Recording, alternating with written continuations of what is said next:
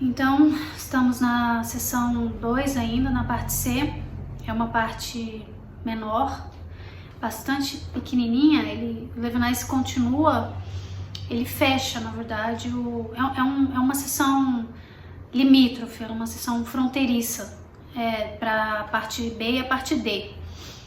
E o intuito aqui é retomar, no sentido de conclusão dos temas da sessão B, e já prenunciar, avançar para o que ele vai tratar na sessão D, na parte D da sessão 2 ainda, sobre o trabalho, a habitação, que é uma sessão maior e mais densa. E ali ele vai, de fato, sugerir uma novidade para o psiquismo, que é o grande tema dessa sessão 2 de totalidade e infinito. Então a gente está nessa fronteira, nesse resgate e prenúncio, onde o Levinas faz uma breve articulação de temas que ligam o psiquismo, desde uma instância mais da fruição, né, do mergulho no elemental, até vamos dizer, uma sofisticação, que já é uma saída para a exterioridade, através do trabalho e da habitação. Então é uma sessão pequena, mas importante, é uma parte da sessão 2 pequena, mas importante, porque ela faz uma espécie de articulação mesmo, ela amarra dois momentos do psiquismo que a princípio parecem bastante distintos, mas que aqui fica claro uma vizinhança, uma familiaridade. Então é uma sessão interessante, assim, eu acho que a gente podia dedicar mesmo esse momento só para ela, não como uma introdução, como eu pensava a princípio, para a sessão D. É uma sessão ainda onde o Levinas é um crítico da filosofia da existência, né, especialmente da ontologia do Heidegger. Ele começa e termina pontuando ainda essa divergência com Heidegger, né, embora uma divergência sempre muito herdeira do pensamento heideggeriano, mas marcando a distinção que ele inaugura com uma proposta ética, né? E como a gente viu anteriormente, é uma distinção com a ontologia que sempre convoca o idealismo alemão, especialmente aqui nessa parte, a dialética mesmo. Ele é explícito, ele fala do jogo dialético e é um pouco como a gente vai terminar esse momento aqui, dessa parte. Então, seja a fenomenologia russeliana, seja a ontologia, essa filosofia da existência, né, um específico conceito de existência que a filosofia heideggeriana instaura, tanto a fenomenologia de Husserl como essa filosofia heideggeriana da existência, formam uma espécie de cenário onde o idealismo vai ser criticado frontalmente por Levinas. Então, ele está... Por hora, a fenomenologia não aparece, ele já tinha sido bastante enfático nessa divergência com a fenomenologia através da fruição, onde ele faz aquela separação da parte anterior entre o fato da vida e o viver a vida, fenomenológico, o fluxo da vida. Aqui ele se distancia um pouco da fenomenologia e se dedica a pensar a existência. E é assim que ele começa, né? Ele fala explicitamente, textualmente, contra o A anônimo, o A, que o Levinas vai chamar no livro Da Existência ao Existente, que é um livro importantíssimo, prévio à Totalidade e Infinito, onde esse A é tematizado, né? O il y a, em francês, o A anônimo, aqui aparece como A anônimo. É como ele está lendo o palco da existência, né? O cenário existencial no ser e tempo.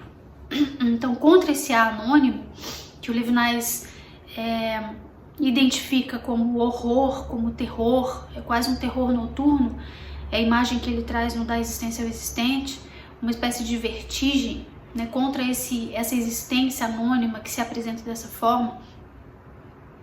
O abalo do eu, que não coincide consigo mesmo, né? Porque se é uma cena anônima da existência, o eu não é posicionado, o eu não é separado. Então o eu não coincide consigo mesmo. Então contra esse anônimo, desse eu que não se identifica consigo mesmo, a felicidade da fruição afirma o eu em sua casa, posiciona o eu, torna o eu o existente nessa existência anônima.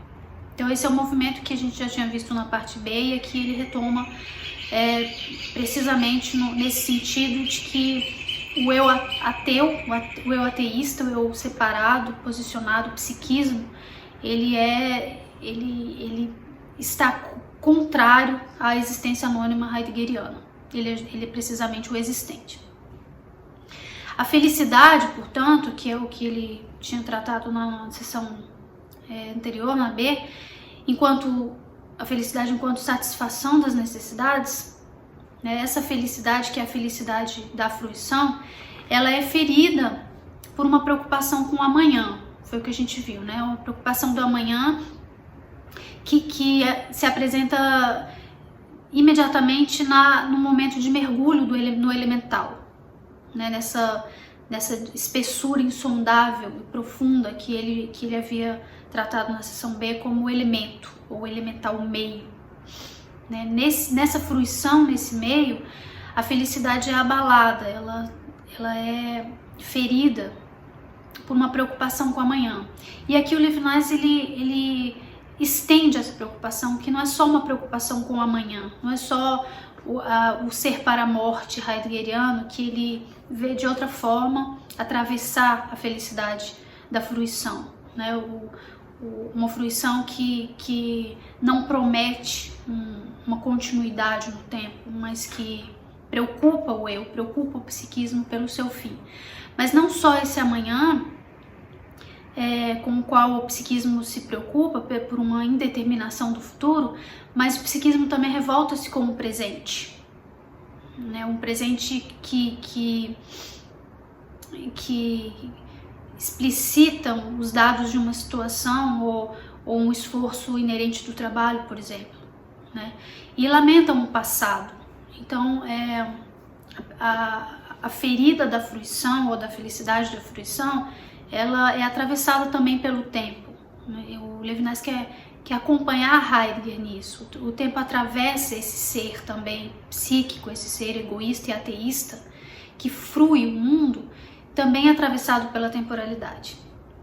Só que o que ele quer dizer aqui, e marcando já a primeira grande diferença com a filosofia heideggeriana, é que embora o psiquismo seja marcado pela temporalidade, seja do amanhã, a preocupação com o amanhã, seja o lamento de um passado, seja a revolta pelo presente, toda a oposição à vida, ela se refugia dentro da própria vida. Essa é a tese dessa parte C da seção 2. Toda oposição à vida se refugia dentro da própria vida. É uma afirmação levinasiana, forte afirmação levinasiana, que se volta para a vida. É uma afirmação da vida, que segundo ele, a felicidade da fruição atesta. A prova da afirmação da vida é a felicidade da fruição. E ainda que ferida de vida, a fruição é suficientemente sedutora ao ponto de, mesmo a oposição, mesmo a rejeição à vida, se refugia na própria vida. Por uma relação, portanto, da vida com a vida, não há para Levinas na revolta, na preocupação ou no lamento que o tempo faz atravessar, nenhuma rejeição radical. Ele diz no parágrafo 129, enganam-se os filósofos da existência que insistem no abandono do ser. Mesmo na sua oposição ao ser, diz Levinas, o eu pede refúgio ao próprio ser. A felicidade da fruição, portanto, é mais forte do que toda inquietude que possa atravessá-la. Sejam as apreensões do futuro, sejam os lamentos do passado, sejam a revolta ao presente, seja qual for a inquietude que atravessa a felicidade da fruição, Essa felicidade, que ele agora tá chamando a atenção como a felicidade de viver, e ele pontua 3 aspectos dessa felicidade, que é de respirar, de ver e de sentir, elas permanecem no seio da inquietude. Ele traz uma frase de efeito que é bastante elucidativa, né, que é a frase: mais um minuto, senhor Carrasco. Como se alguém tivesse sendo num limiar da vida, ameaçado da própria vida, e portanto num nível extremo de inquietude, né, se a gente pode continuar com essa palavra em Levinas, para não dizer de sofrimento, a pessoa ainda pede mais um minuto, senhor Carrasco, mais um minuto. Foge-se da vida, portanto, em direção à vida. Essa é a tese que tá aqui nessa parte. Se foge da vida, ou se é obrigado a fugir da vida, e só tem uma direção nessa fuga, a própria vida. Mesmo o suicídio, que é um ponto que aparece na argumentação nesse momento. O Levinas traz o suicídio, né? O suicídio para ele é mesmo uma impossibilidade de sair da vida. O suicídio é uma impossibilidade de sair da vida. Isso por 2 razões. Há 2 fundamentos a essa impossibilidade que o suicídio tem de sair da própria vida, sendo que o suicídio é a saída da vida, né? E o Levinas aponta como a vida é suficientemente existencialmente forte a negar o abandono que os filósofos da existência apregoam, né? Então, por que o suicídio é uma impossibilidade de sair da vida? Mesmo sendo trágico, né, o Levinas fala, porque a morte, o suicídio é uma espécie de solução que traz a morte para todos os problemas, né, que o nascimento faz surgir, né? Então, o suicídio tem esse aspecto trágico, ele não nega isso. Mas sendo trágico, o suicídio ainda assim é impotente para humilhar os valores da Terra. Ele dá o exemplo do grito final do Macbeth, do Shakespeare, né? O que o Shakespeare traz na história do Macbeth, o grito final de um Macbeth vencido. E um grito que traz o seguinte motivo, a motivação, porque o universo, o mundo, a realidade não se desfaz no momento da minha morte. Eu morro, mas a vida continua. O motivo da minha morte, aquilo pelo qual eu decido a morte, não se esvai com ela, não evade com ela, não se soluciona com a minha morte, né? Um outro fundamento, a impossibilidade de sair da vida pelo suicídio, é exatamente a relação com o outro que o Levinas vê no suicídio, né? Ele compara o suicídio ao sacrifício. Tal como o sacrifício, diz o Levinas, o suicídio é o suicídio de um ser já em relação com o outro, já criado para outrem. E, portanto, é a possibilidade de uma existência ou de uma inexistência, mas que já é metafísica, porque já é exterior a si. Então eu acabo com a minha morte, com a minha vida, né? O suicídio não resolve tão pouco a humilhação que o nascimento propiciou, e também não resolve uma intrínseca relação com o outro e uma vida para outrem, uma vida exterior a si. Então o suicídio tampouco é essa possibilidade de abandono que querem os filósofos da existência, né? O suicídio para Levinas uma impossibilidade mesmo de sair da vida, nem ele. Ele faz uma ressalva, né, que é bastante interessante, que nos levaria a um movimento que na verdade o Levinas resgata os filósofos da existência novamente. Que ele diz o seguinte: apenas o trabalho maldito, é a expressão dele, que está no parágrafo 264.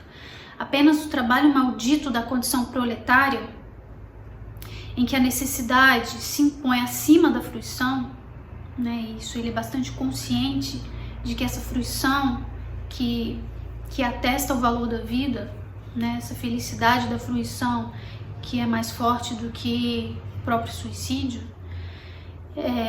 ela de fato é ferida, ela é ameaçada pelo trabalho maldito, trabalho da condição proletária, diz o Levinas. Esse trabalho maldito, em que a necessidade se impõe acima da fruição, para muito além da fruição, é que a indigência da existência corporal, e a gente volta no corpo nu e indigente, que mais indigente do que nunca, ela não encontra essa situação, esse trabalho maldito não oferece a esse corpo indigente, mais indigente do que nunca, nem refúgio e nem contentamento. Então é uma ressalva a esse valor da vida que está sendo defendido aqui nessa parte, né? Embora, e aí é que eu chamei a atenção, as concepções marxistas, né, conservem aqui toda a sua força, na verdade não é esse recado marxista que está por trás do que o Levinas está querendo dizer aqui, que quando ele traz o trabalho maldito no seio de uma afirmação pela vida, né? Ele diz, é um mundo absurdo do ser aí, do ser jogado, né? Ele usa o termo alemão Geworfenheit, lançamento, né? Esse lançamento à cena da existência, esse lançamento arbitrário do qual fala Heidegger no Ser e Tempo, né? Que é de onde o Levinas lê o Heidegger mais proximamente.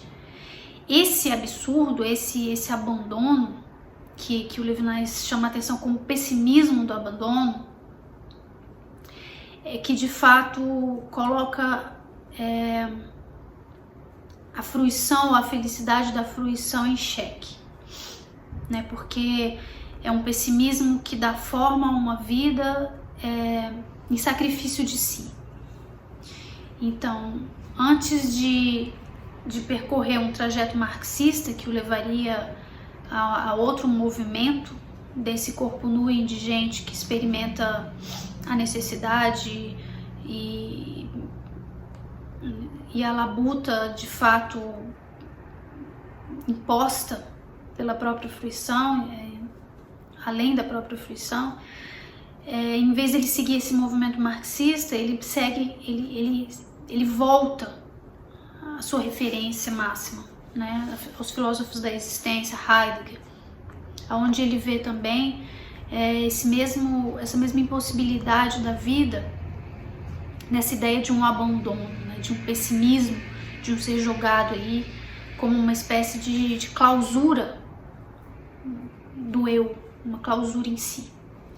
E é interessante que o Levinas, ele traz uma espécie de solução de saída muito singela a esse Dasein que, tal como o proletário marxista, não encontra na felicidade da fruição uma possibilidade do psiquismo, né? E a solução que ele dá para esse Dasein enclausurado em si, incapaz inclusive de fruição, é uma suavidade da carícia, do rosto feminino, como o Levinas vai dizer, a intimidade do amor, né? Parece que de uma forma pontual, mas muito delicada mesmo, assim, muito sutil, parece uma vez, assim, como uma espécie de bálsamo ao Dasein, seria essa intimidade, ou esse acolhimento de um rosto feminino, que propiciasse como um alento, quase um alento. E aí ele não coloca na fruição, ele não coloca esse alento do rosto feminino, da suavidade da carícia, ele não coloca na felicidade da fruição, porque não é uma coisa do mundo, né? Então um pouco meio, é um outrem já, um rosto. E esse rosto aparece exatamente nesse momento de total abandono de um Dasein enclausurado em si, que não se abre nem sequer à felicidade da fruição, aparece como uma espécie de alento mesmo, já uma abertura à exterioridade, mas uma abertura que, diferentemente da que ele vai propor em seguida, não é uma saída efetiva da interioridade, que é o que vai interessar ele pelo desejo metafísico, né? Mas que é ainda uma fruição interior, mas é uma fruição interior que não se dá pelas coisas, e sim por um certo rosto feminino, que vai ser tematizado em Levinas mais tarde, mas que aqui aparece dessa forma mais sutil para esse cenário pessimista do abandono, que ele acaba abrindo mão da tese forte em favor da vida pela felicidade da fruição. Toda essa dimensão da interioridade que o Levinas está tratando nessa seção 2, né, o egoísmo, a fruição, a sensibilidade, que são todos, na verdade, articulações do psiquismo enquanto separação. Toda essa dimensão, portanto, da interioridade é necessária para Levinas, para a ideia do infinito e para a relação com o outro. E não é necessária do ponto de vista de um prolegômeno apenas. É mais do que isso. A dimensão da interioridade, ela é uma condição para o desejo metafísico. Isso porque o desejo metafísico só pode se produzir num ser separado. Só um ser separado, que é todo o esforço de delinear dessa parte. Só um ser separado é capaz de desejo metafísico. Mas, se esse ser separado, que frui, que é egoísta, que é satisfeito na sua fruição, se esse ser separado se produzisse como uma negação determinada, por um jogo dialético, né, essa é uma parte importante para Levinas, se esse ser separado se produzisse não com a proposta que está sendo colocada aqui em jogo, né, por Levinas nessa parte 2, mas se produzisse por um jogo dialético, enquanto uma determinação negada, enquanto uma negação determinada, na verdade, né, se fosse assim, a relação ética com a exterioridade, segundo Levinas, se destruiria. O infinito, diz Levinas, o infinito que é outrem, não suscita o finito ético por oposição. Quer dizer, o movimento da separação, que é esse que de fato está sendo abordado em toda essa seção 2, não se encontra no mesmo plano do movimento da transcendência. Não é possível oposição porque não compartilham o eu e o outro, o ser separado e o ser infinito não compartilham de um mesmo plano. Estamos fora, portanto, com Levinas, dessa conciliação dialética de um eu e de um outro, de um eu não eu para um eterno de uma representação. Estamos fora dessa chave de leitura. Né? Eu acho que isso é a parte fundamental desse momento do livro. Né? O eu separado, o ser separado, que sou eu, e o infinito, que é outrem, não se produzem enquanto tais como termos antitéticos. A solidão do psiquismo não tira dialeticamente o seu isolamento, a sua solidão de ser separado da oposição com o outro. Não estão em oposição, esse é o ponto. A saída em direção ao outro, que é a transcendência ética, não se dá, portanto, por um simples contraste com a interioridade separada, mas por um movimento imprevisível. É o que o Levinas vai dizer. E esse movimento imprevisível, não à toa, o termo imprevisível aparece aqui, marcado por uma parte onde a temporalidade se faz presente, né? Atestando uma outra noção de tempo, que é fundamental e que vai aparecer no livro a partir de agora de uma forma constante. Né? Um movimento imprevisível deflagra um tempo outro, que tampouco é previsto, que tampouco se diz em termos de presente, passado, futuro. Esse movimento imprevisível, portanto, esse tempo que se instala a partir de uma saída, né, de uma saída em direção ao outro, de uma interioridade em direção ao outro, esse movimento em que na própria interioridade que a fruição escava acontece, quer dizer, é um movimento que começa nessa interioridade da fruição, que a fruição escava, segundo Levinas. A partir desse movimento que começa nessa interioridade, se produz uma heteronomia.